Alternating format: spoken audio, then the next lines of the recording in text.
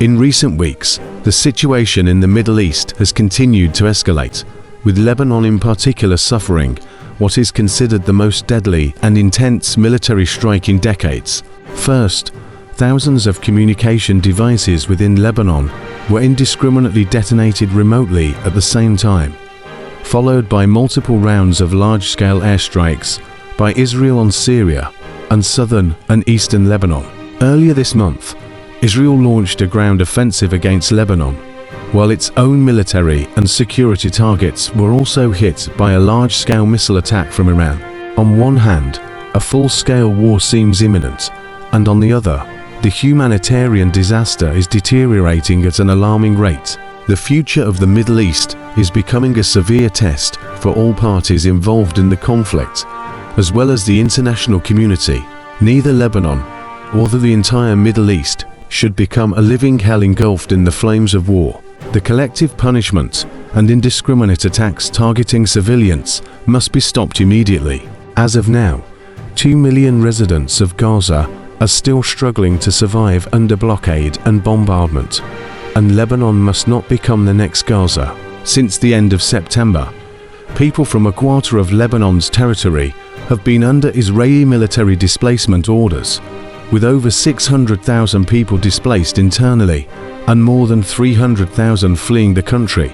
Since October last year, the Lebanon-Israel conflict has claimed 2,141 lives and injured 10,099. Behind these numbers are countless shattered families and immense human suffering. Such a tragedy should not take place in a civilized society in the 21st century. As we reach the one-year mark since the outbreak of the new round of the Palestinian-Israeli conflict, it is heartbreaking to see that the bleeding wound of the Middle East has not healed. Instead, more countries have become involved in the war, and the intensity of the conflict continues to escalate. To protect its allies, the US has expanded its military presence in the Middle East and helped Israel intercept missiles fired from Iran. Meanwhile, none of the military confrontations has increased the sense of security for any nation in the Middle East. It has become evident that decades of US military intervention in the Middle East have not made Israel safer. On the contrary, these actions have given rise to more regional armed resistance, making Israel's security environment even more fragile. Additionally, the conflicts and resentments between the peoples and religious factions of the Middle East have deepened with the escalating warfare.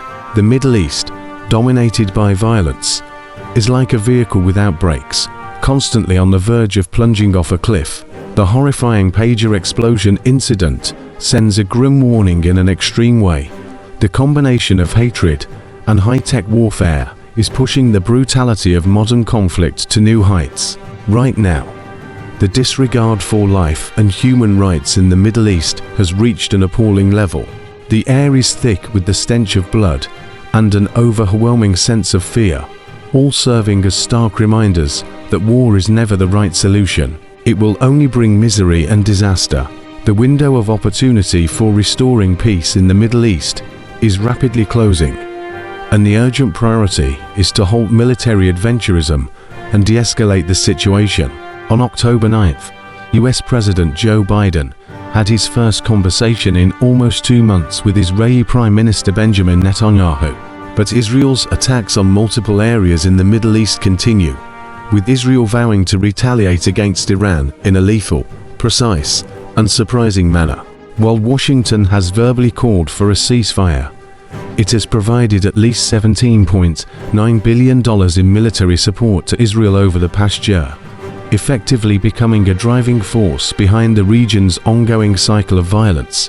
On the same day, China's permanent representative to the United Nations, Fu Kong, made a strong statement during a Security Council meeting, urging the country concerned to prioritize the saving of lives, show political will, take an impartial stand, give up its political calculations, and exert all available influence on the relevant party.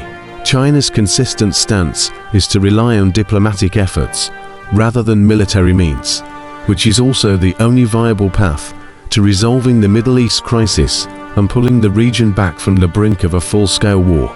Ultimately, The foundation for lasting security across the Middle East lies in the ability of Israel and Palestine to achieve peaceful coexistence. The two-state solution offers a roadmap for both parties to live peacefully on the basis of mutual recognition and security.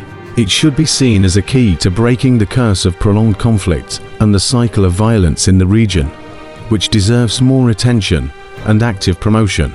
Diplomatic mediation in the Middle East requires sincerity and cooperation from all sides.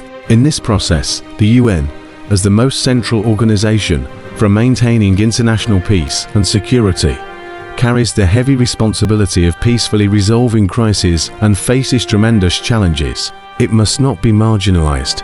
In war, there are no winners, only victims. Pulling the Middle East back from the brink of a full-scale war, de-escalating tensions, enforcing a ceasefire, and preventing humanitarian disasters are not only international consensus, but also the shared responsibility of the global community.